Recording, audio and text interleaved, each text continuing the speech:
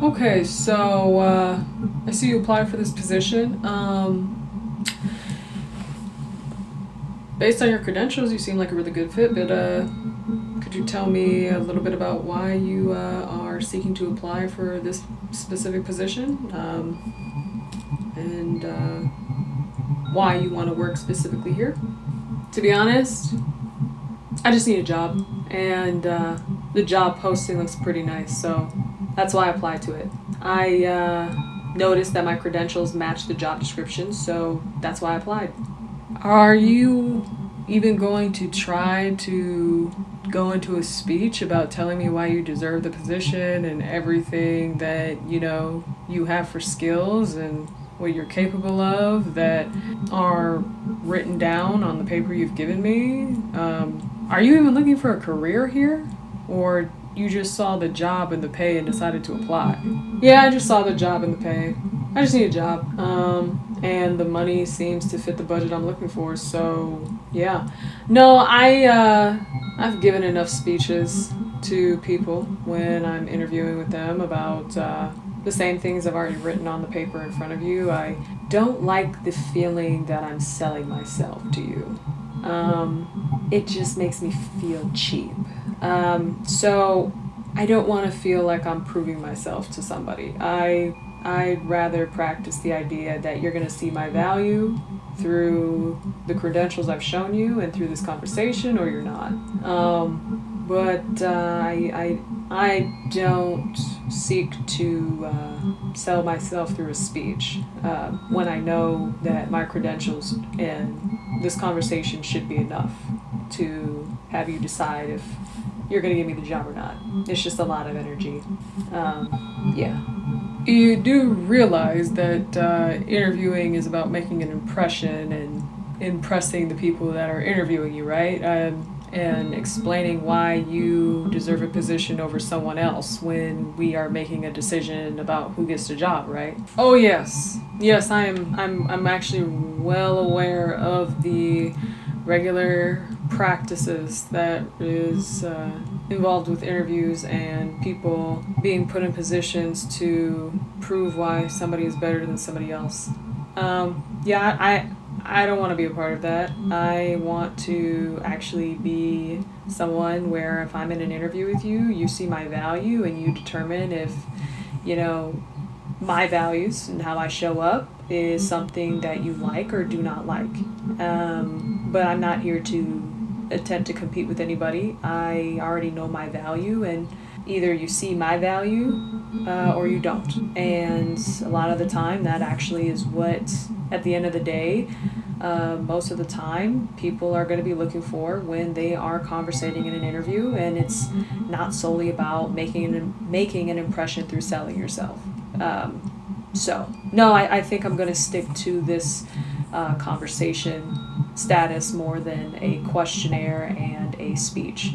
I'm just not going to do that anymore with people. So, that's it on my side. Actually, how do you treat your employees, by the way? Because I also need to interview you too. Oh, well, I care a lot about my employees, as a matter of fact. Thank you for asking. I make sure that if there's extra work to do, that I hand it to them and let them know, I will give them a $5 to $10 gift card for a 5-hour workload, and also let them know that they can take 10-minute breaks to 20-minute breaks in between, but they still have to get everything done before the end of the day on top of the work that they already are assigned during the day as well. I am someone who has a tendency to be passive aggressive when I'm in a mood, and I usually don't check my moods at the door. Sometimes they do follow me into the job, and I also act like I'm not in a mood when I know I am when somebody confronts me about it. So I am someone that does that towards my employees as well. Let's see. I also practice favoritism because it's inevitable. I do end up having employees that are my favorite because they do things to help make my job easier. So normally I'll favor them and cater to more of their needs than majority of the staff, because that's just how I end up showing up for people that show up for me, even when I'm in a position where I'm supposed to stay objective and neutral. Yeah. And days off, they are considered based off of the time frame you give me, of course.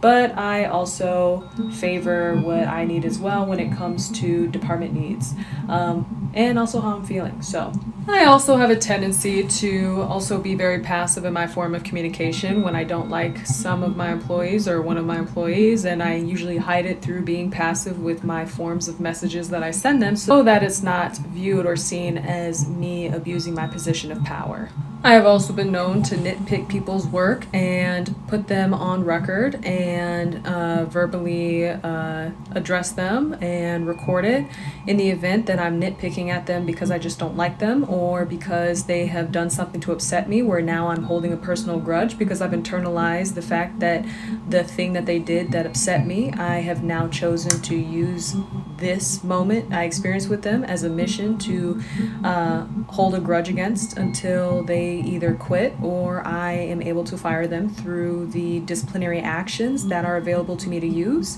and are at my disposal, and I will find ways to be able to make them legitimate so that it doesn't seem like I am harassing, targeting, or bullying them, because I have actually done that as well. I will then most likely as well rally up a team of people to rationalize and also have my back and make it sound like I am coming from a good place and an objective place so that I don't feel alone if the staff member ever confronts me about any workplace bullying, harassment, or a sense of feeling targeted, so that I am protected not only just by my title but also by the people I rally up to basically shield me from being caught for me abusing my position of power and authority. I will also publicly and verbally always acknowledge and let them know how amazing of a job they're doing, while covertly behind their back talking a lot of crap about them and likely plotting to get them fired if I'm still holding a grudge against them, or if they did something to ever upset me, or I'm just in a mood swing where I decided I just don't like them even though I'm praising their work ethic. Because I also have moments where I get jealous if I feel like someone is doing a better job than me, even though I'm the one managing them. Because I also don't want to feel like my position is threatened because I see that somebody's actually outdoing my work ethic. So I also hold that against people as well. So in a sense, I am known to give a false sense of security of someone being able to feel like they are in a job that feels secure, where people will feel like they're walking on eggshells when I am around. Yeah, that's how I treat my employees. Okay. Yeah, I don't think this is gonna be a good fit for me. Best of luck to you, and the staff.